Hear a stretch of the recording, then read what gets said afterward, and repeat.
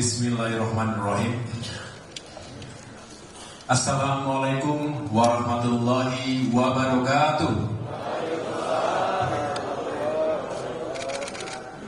Selamat sore dan salam sejahtera untuk kita semua. Alhamdulillahirrahmanirrahim. Marilah kita memanjatkan puji syukur kehadirat Allah Subhanahu wa Ta'ala, Tuhan yang Maha Kuasa, karena hari ini malam ke-12 bulan suci Ramadan kita dipertemukan dalam keadaan sehat walafiat. Semoga pertemuan ini membawa keberkahan untuk kita semuanya.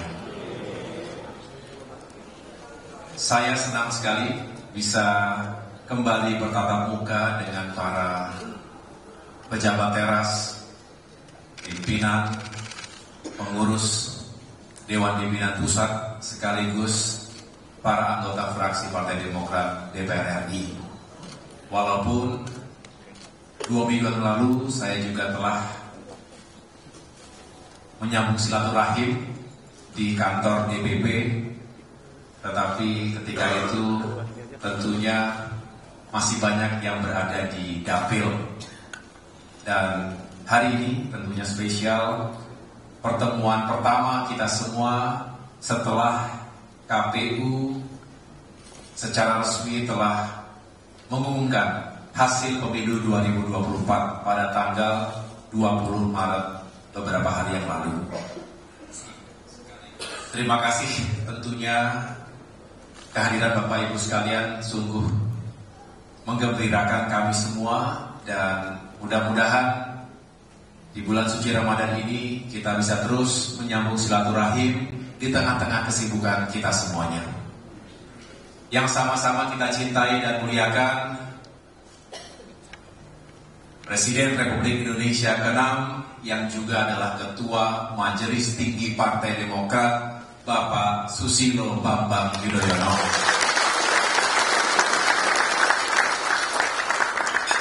Terima kasih Bapak SBY yang telah berkenan hadir. Semoga Bapak senantiasa sehat selalu dan diberikan usia panjang untuk bisa terus mengawal kita semuanya. Saya juga ingin mengucapkan terima kasih kepada para senior di sini hadir, Sekretaris MTP Bung Andi Malarangeng beserta istri, para anggota Majelis Tinggi Partai yang lain yang mohon maaf tidak dapat saya sebutkan satu persatu. Saya juga ingin menyapa jajaran kepengurusan. Di sini ada Sekjen, Bendung, dan seluruh pengurus DPP. Tentunya tidak lupa kepada Dewan Pertimbangan, ada Bapak Sarjan Taher dan para anggota Dewan Pertimbangan lainnya, pimpinan Dewan Kehormatan, Bapak Hinca Panjaitan dan yang lainnya. Kemudian Mahkamah Partai, ada Bapak Nahrawi Ramli dan para anggota Majelis, saya ulangi, Mahkamah Partai lainnya. Lalu di sini tentunya ada Ketua Fraksi DPR RI Partai Demokrat, Bapak Ibu Yudhoyono beserta istri, dan Ketua Umum Sri Kandi Demokrat, Mbak Anissa beserta para Sri Kandi. Mana Sri Kandi di sini? Tetap semangat Sri Kandi ya.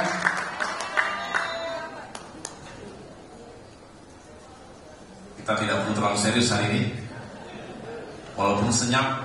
Ini karena puasa ini kan. Kok kayaknya serius sekali kita hari ini.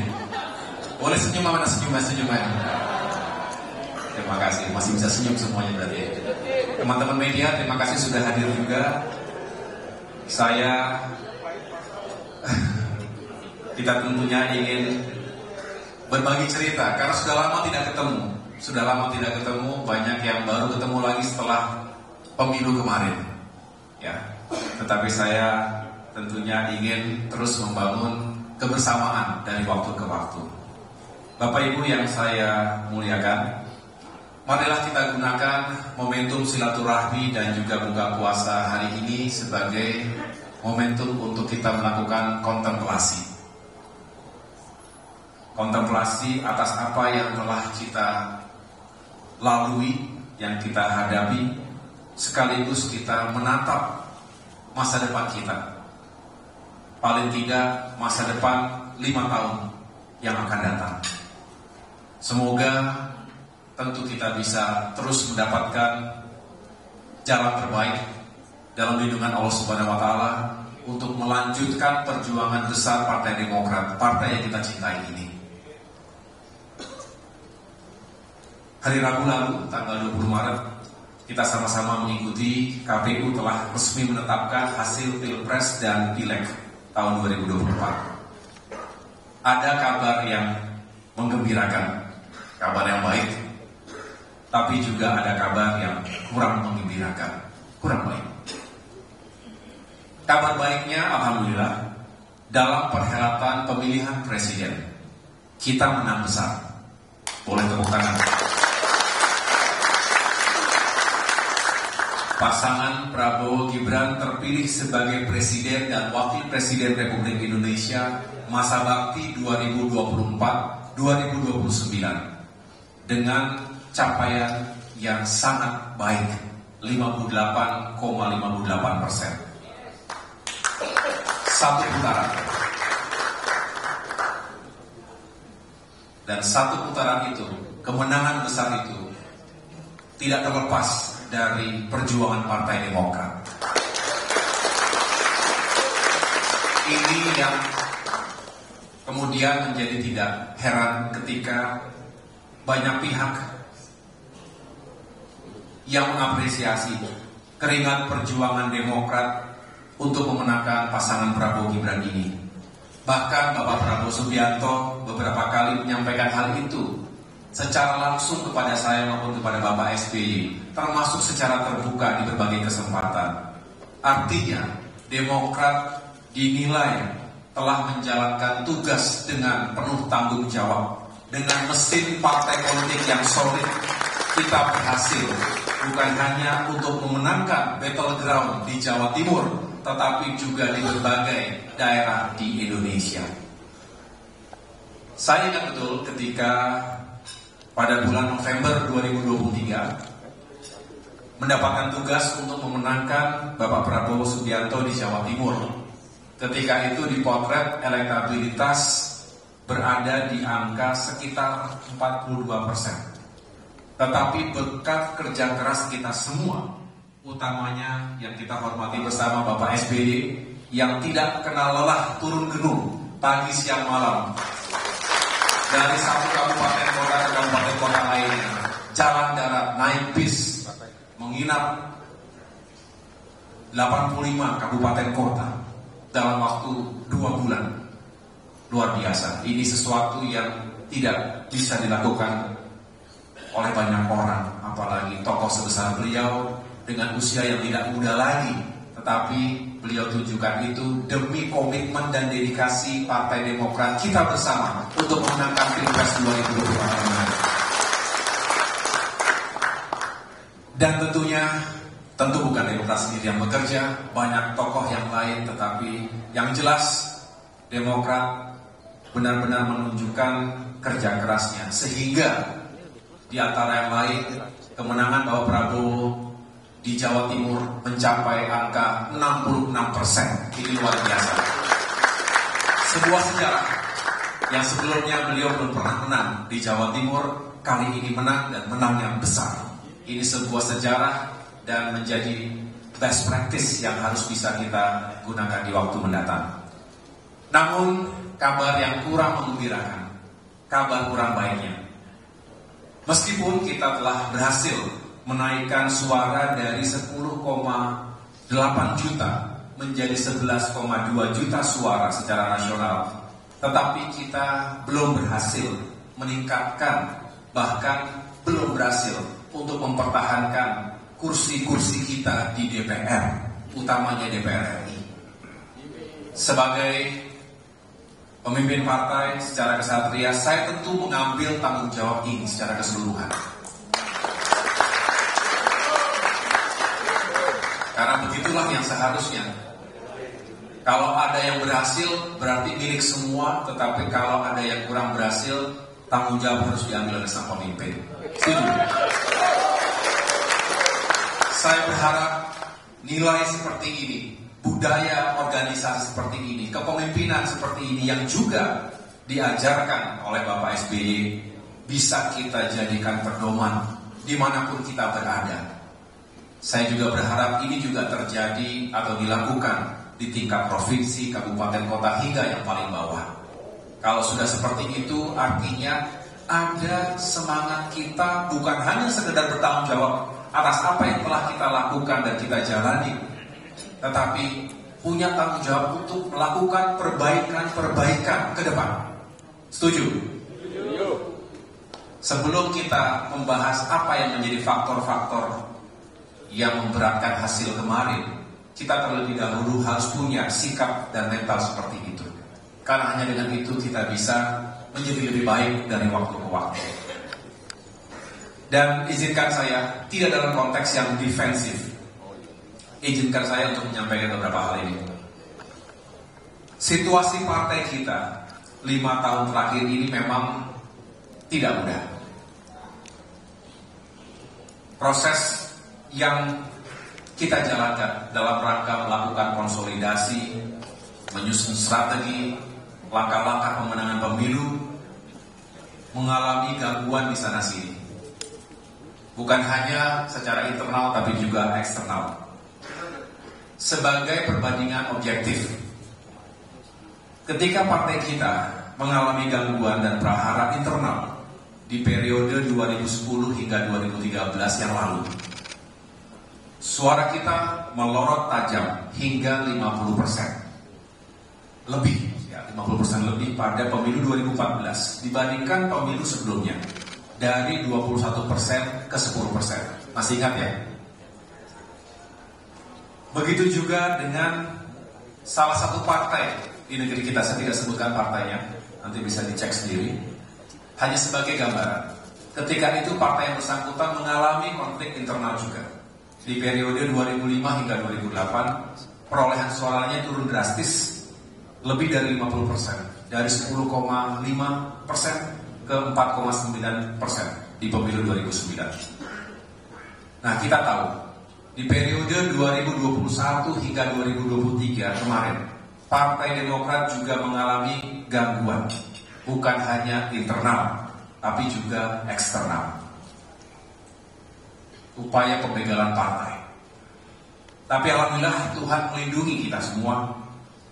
Alih-alih partai kita hilang, dirampas, atau bahkan dibuat supaya tidak lulus, tidak lolos PT, tapi partai kita bahkan dinilai menjadi semakin solid dan kuat berkat atau buah dari konsolidasi internal, merapatkan barisan menghadapi musuh bersama ketika itu. Dan di masa itu ketika sorotan publik diarahkan kepada Demokrat, ada harapan-harapan tertentu dari rakyat bagi Partai Demokrat, sehingga ada sejumlah potret peningkatan elektabilitas Partai Demokrat yang cukup signifikan ketika itu. Bahkan ada yang memotret kita double digit. Masih ingat? Masih ingat ya? Tolong jangan dilupakan. Itu adalah penggalan-penggalan sejarah. Kita sendiri yang harus ingat dan jadikan pelajaran sebelum itu dilupakan begitu saja, apalagi nanti kalau ditulis oleh orang lain selain kita yang mengetahui benar apa yang kita alami dan apa yang terjadi ketika itu. Insya Allah kebenaran akan abadi, tapi tentu kita sendiri yang harus menjaga mana yang benar sebelum nanti sejarah diputarbalikan dan terjadi deviasi yang berlebihan. Nah, ketika itu, bahkan lawan-lawan politik kita melihat Demokrat sebagai sesuatu yang harus diwaspadai. Wah, ini jangan sampai Demokrat tiba-tiba yang tadinya mau dihabisi, ternyata malah bisa bertahan dan muncul. Kalau Demokrat makin kuat, makin solid, ya tentu ada yang tidak happy. Karena kita dianggap sebagai ancaman bagi sebagian kalangan, bagi lawan-lawan politik kita. Dan wajarnya begitu dalam sebuah demokrasi dan kehidupan politik yang memang keras. Nah, tapi kita move on. Kita kemudian fokus pada upaya membangun organisasi partai yang juga semakin capable, semakin adaptif, semakin agile, dan juga punya kekuatan akar yang kokoh di konstituen kita. Musda-musda kita jalankan dengan segala dinamikanya. Dan ketika kita berharap ada peluang bagi kader Partai Demokrat untuk masuk ke dalam kontestasi Pilpres ketika itu, dan juga bahkan ada upaya untuk bisa menghadirkan efek ekor jas jika salah satu kader kita juga punya kans menjadi kandidat, itu pun menghadapi hantaman yang luar biasa. Kembali gangguan-gangguan tersebut dan selebihnya menjadi sejarah. September 2023. Saya tidak ingin mengulangi terlalu besar, terlalu banyak maksud saya. Tetapi yang jelas itu sebuah hal yang juga tidak mudah. Setelah 9 tahun lebih kita berada di luar pemerintahan, kita sebagai oposisi kemudian kita masuk ke sebuah situasi yang kembali tidak mudah. Di waktu-waktu yang sudah sangat kritis, injury time.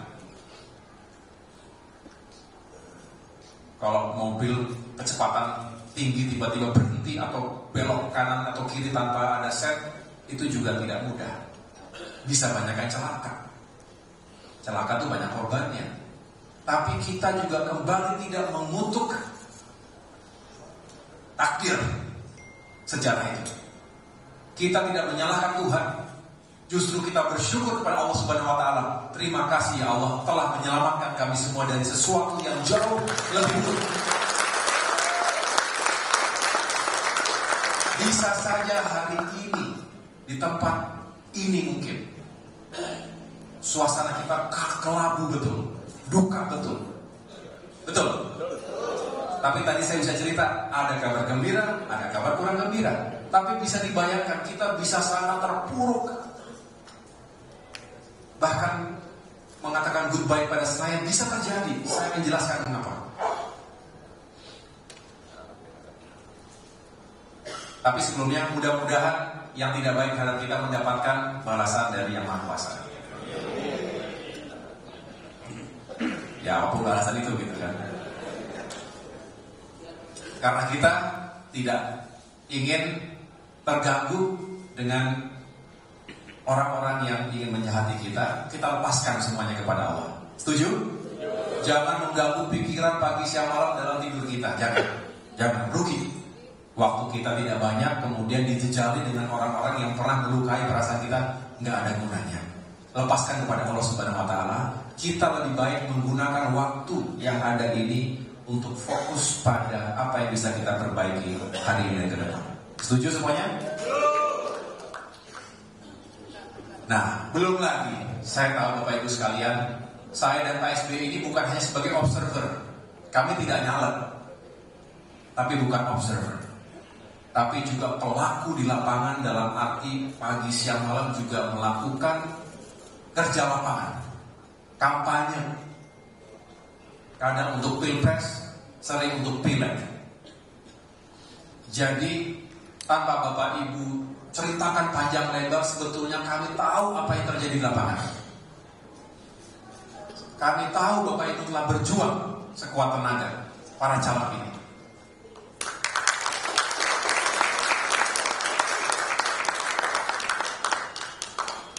Kami tahu sudah habis-habisan juga. Ada yang belum habis di sini? Hah? Jangan habis harga diri. Tapi saya tahu sudah habis semuanya. Betul ya?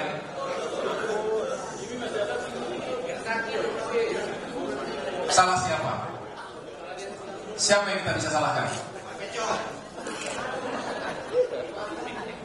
Ada yang menyesal tidak? Ya. Ada yang menyesal dengan berjuang dengan Partai Demokrat? Ya. Ikhlas tuh. Ikhlas? Itu yang ngomong ikhlas kepilih atau gak kepilih? Oh, maaf sapurete.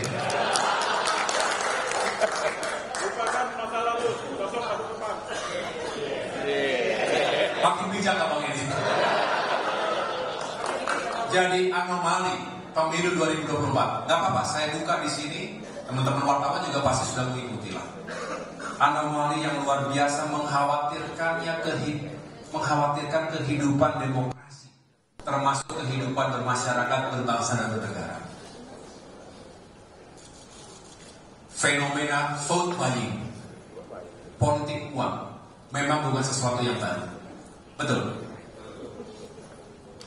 Tapi kali ini, tahun 2024 ini,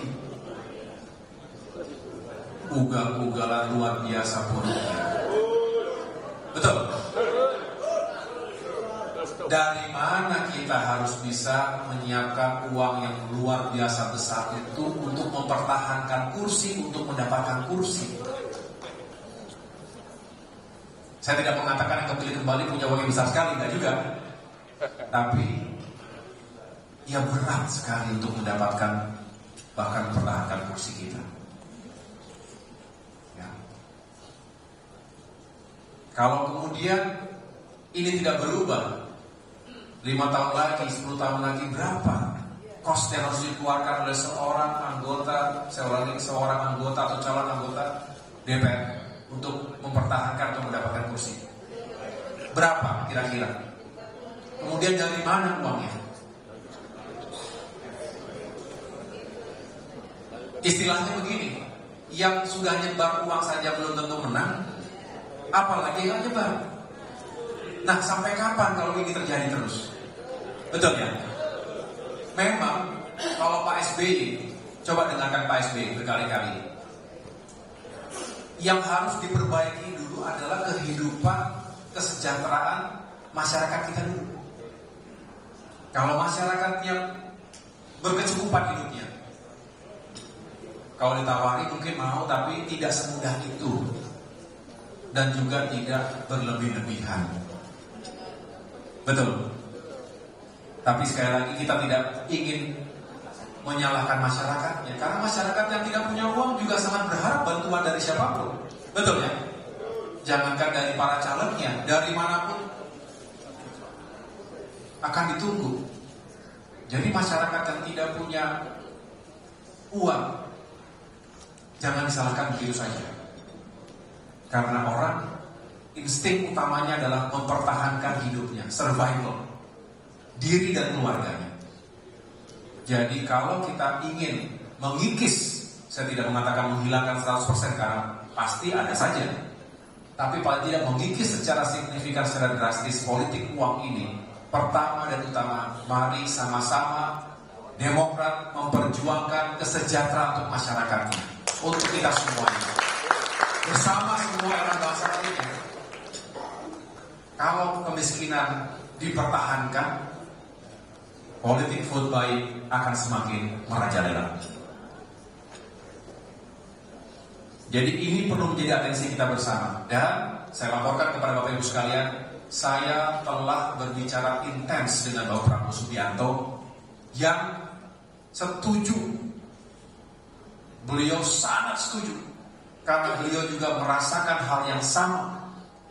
Dan Gerindra juga mengalami nasib yang tidak jauh berbeda. Artinya di luar dari ekspektasi yang telah ditargetkan sebelumnya. Ini sebuah concern bersama yang harus kita kawal. Jadi Kafrak, nanti kalau sudah tenang semuanya bersama teman-teman fraksi DPR RI, ke depan kita bicara bagaimana kita memperbaiki sistem pemilu.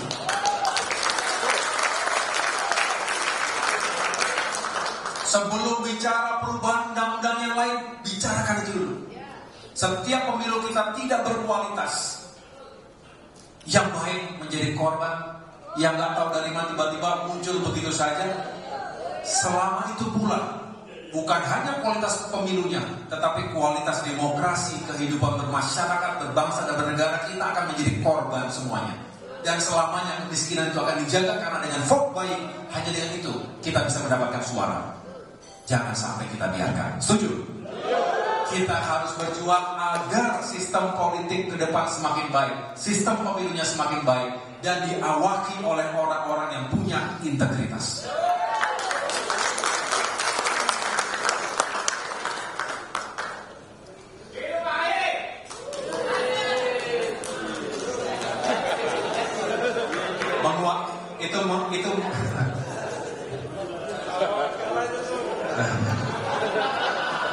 Itu termasuk korban. Itu suara dari Dairi dan Pak Barat kira-kira begitu lah. Ya Bang Ica ya.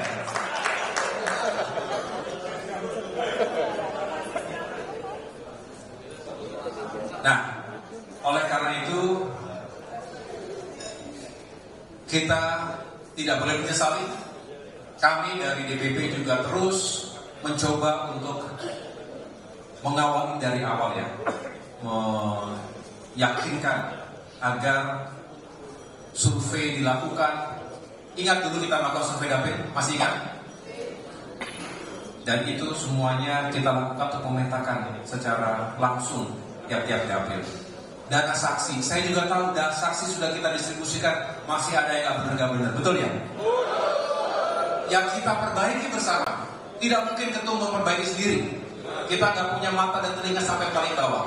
Tapi kita perbaiki dengan semangat yang murni, bukan partisan dalam arti untuk kepentingan sendiri, tetapi ini tujuan bersama. Termasuk bantuan-bantuan lain yang kita anggap bisa membantu perjuangan di lapangan. Masa kampanye begitu singkat, dan bagi yang tidak punya kecukupan logistik memang tidak mudah, waktunya sangat singkat.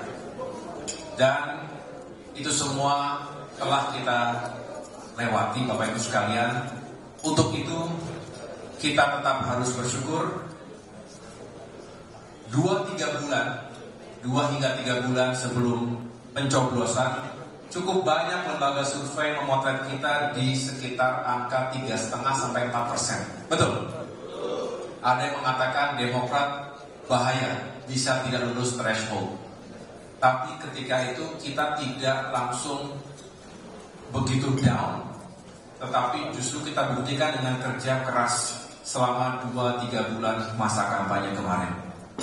Dan oleh karena itu ketika kita pada akhirnya mendapatkan perolehan di angka 7,5% kurang lebih secara nasional, maka kita patut bersyukur. Artinya hingga mencapai hampir 2 kali lipat dari prediksi lembaga-lembaga survei tadi. Ya. Memang yang kurang beruntung bagi kita, banyak suara kita yang apa istilahnya itu? Enggak, pertama suara kita banyak yang hilang, betul? Tapi juga ada yang mendapatkan suara tapi kurang sedikit lagi mendapatkan kursi. Jadi nyaris banyak sekali di kursi-kursi terakhir, di formasi terakhir, tetapi karena dihantam akhirnya dilewati oleh posisi berikutnya. Akhirnya kita keluar dari formasi. Betul? Ada yang punya nasib seperti itu di sini. Dan saya tahu masih ada yang berjuang di MK nanti. Ada yang berjuang di MK sini. Kita kawal bersama-sama ya. Jadi bedanya dengan 2019 yang lalu, kita beruntung karena kursi-kursi kita terakhir bisa aman. Nah kini kita tidak aman. Akibat tadi saya ceritakan, luar biasanya pemilu hari ini. Nah kemudian ada juga yang luar biasa melampaui targetnya, tetapi juga belum bisa cukup untuk tambahan kursi. Misalnya Mas Ibas di Jawa Timur 7. Luar biasa kenaikan tahun ini. Berapa terakhir? 800 ribu? Enggak, total berapa? Enggak, ini Demokrat 476 ribu total. Besar itu kan? Tinggal butuh 30 ribu lagi waktu itu bisa kursi ketiga.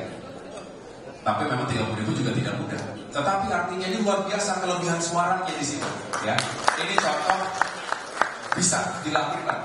Ada lagi yang begitu, yang 1 hingga 2. Ada yang 1 hingga 2 di sini. Sulawesi Utara itu besar, dikit lagi bisa 2, tapi ya tidak jadi 2. Jadi inilah Bapak Ibu sekalian, banyak yang berada di bawah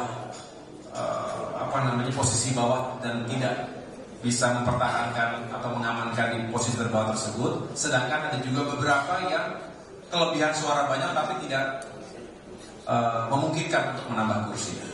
Tapi sekali lagi ini harus kita jadikan pelajaran. Bapak Ibu, kita ke depan harus berbenah diri.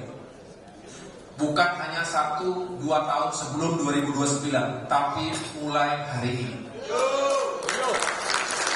Setuju? Yang mau ikut berbenah mulai hari ini, ikut barisan saya. Yang tidak mau, kasih kesempatan kepada yang lain. Karena kita harus berbenah diri dari sekarang. Tidak boleh nanti saja, masih baru selesai 2022, nanti tiba-tiba 2027, 2028, 2029. Memangnya kita bicara ini sejak kapan? 2024. Sejak 2020 kita bicara. Betul. Cepat sekali, gak kerasa. Time flies so fast. Kita hanya bisa, ya sudah, kalau sudah waktunya habis, tidak ada lagi yang bisa kita kerjakan. Oleh karena itu, kita harus lakukan evaluasi secara menyeluruh. Kita ingin terus membangun kepemimpinan dan manajemen partai yang semakin capable dan juga bukan hanya militan, bukan hanya capable, tapi juga bisa memenangkan pemilu ke depan. Saya sudah punya rencana dan saya sudah laporkan kepada Pak SBY. Nanti kita atur, kita lakukan restrukturisasi organisasi, sehingga ada badan-badan yang memang disiapkan secara khusus, ya, untuk misalnya rekrutmen, khusus saja melakukan rekrutmen caleg. Badan saksi kemarin ad hoc bagus, kita tetapkan dalam organisasi ke depan kita secara khusus. Badan logistik, di samping tentunya Bapil, BPOKK dan badan-badan yang lain tetap bekerja, tetapi ada tambahan-tambahan badan yang kita dedikasikan untuk pemenangan pemilu ke depan. Jadi kita semakin fokus. Bapak Ibu, dari apa yang saya sampaikan tadi, dapat saya simpulkan, ini semua adalah jalan terbaik yang diberikan Allah Subhanahu wa Ta'ala kepada kita semua. Banyak sekali hikmahnya. Sekali lagi kita bayangkan, coba kita masih di tempat yang lama, hancur lebur, betul? Kita tahu belum selesai, semua sudah kesana kemari. Kalau kita di sana kemarin, ya kita ditinggalkan sendiri. Yang lain sudah kemari. Karena kita tidak mudah menyatakan begitu-begitu.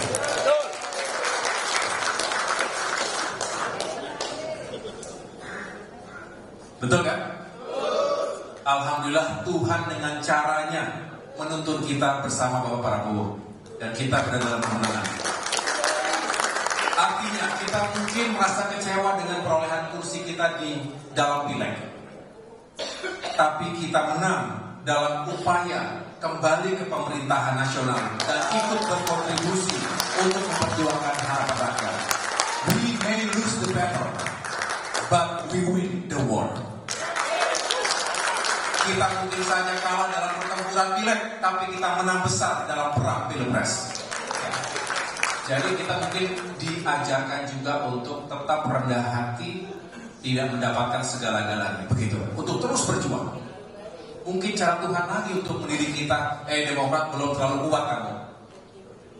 Harus lebih kerja keras lagi. Tidak boleh sombong kamu. Lebih rendah hati tapi lebih fokus lagi ke depan. Mungkin itu cara Tuhan juga untuk mendidik kita, mengajarkan kita untuk lebih baik lagi ke depan. Tidak tahu kita. Sama seperti tidak tahu kenapa kita akhirnya bersama Prabowo. Tapi baru kita ketahui hari ini. Bapak Ibu sekalian, pada akhirnya perebutan kursi kita ke DPR, untuk DPR itu kan juga adalah bagaimana modal kita untuk masuk ke pemerintahan. Betul ya? Karena perjuangan kita, narasi kita, isu apapun yang kita perjuangkan selama ini, sulit rasanya kalau tidak diperjuangkan dalam pemerintahan. Betul?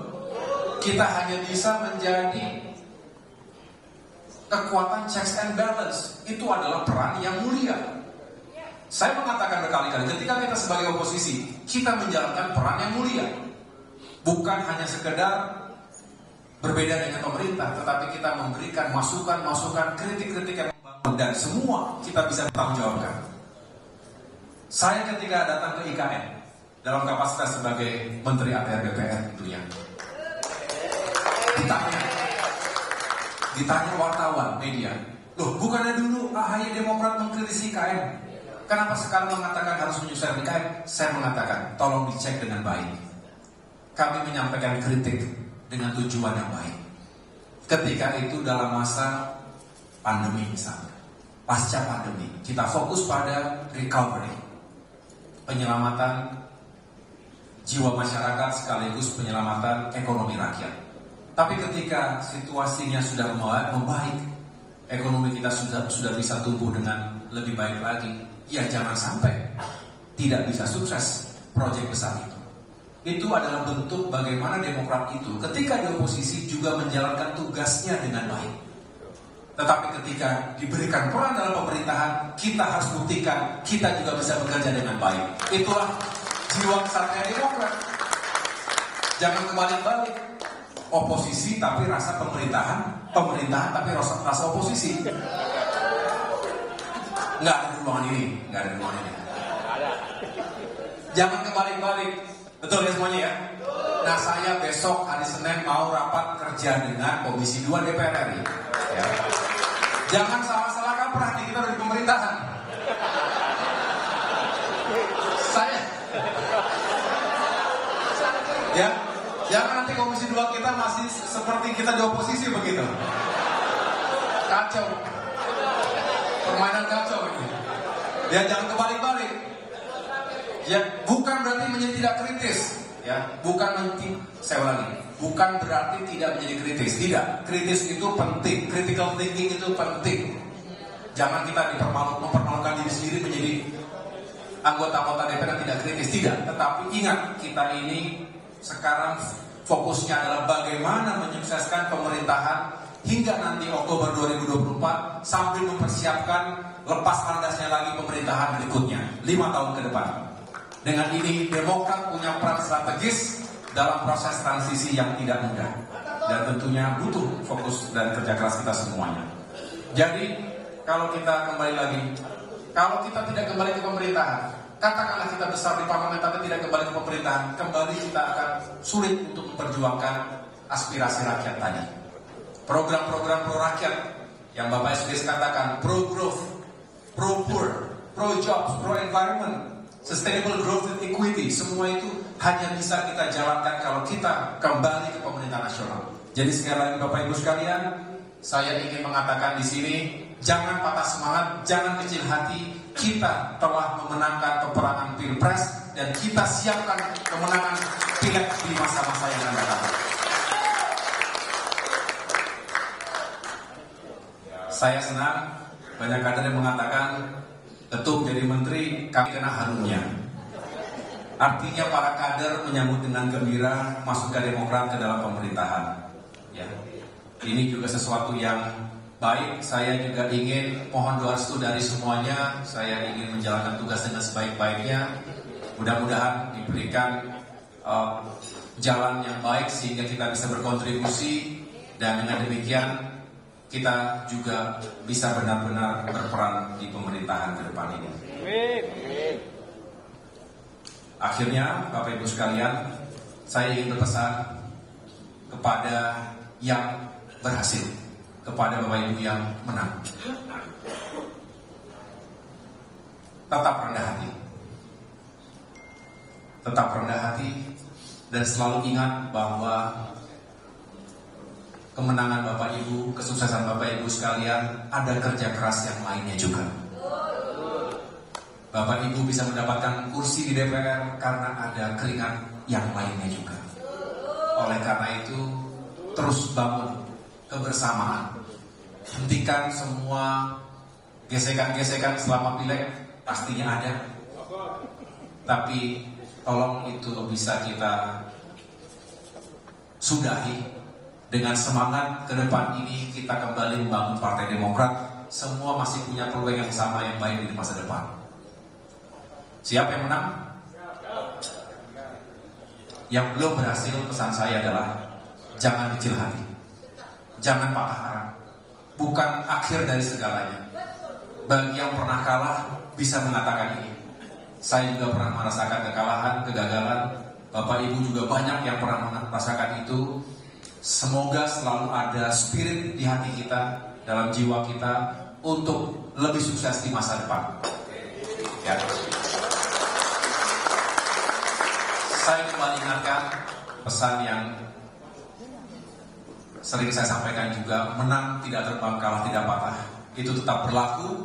Semoga Bapak Ibu semuanya terus istiqomah dalam perjuangan panjang Partai Demokrat ini. Kita sebagai insan yang bertanggung jawab terhadap kehidupan bangsa kita juga tidak boleh menyerah. Yang kita anggap baik, kita lanjutkan. Yang belum baik, kita perbaiki. Terima kasih atas perhatiannya. Semoga Tuhan senantiasa memberikan perlindungan dan keberkahan untuk kita semua. Akhir kata, saya mengucapkan terima kasih atas kehadirannya. Kurang lebihnya saya mohon maaf. Wassalamualaikum warahmatullahi wabarakatuh.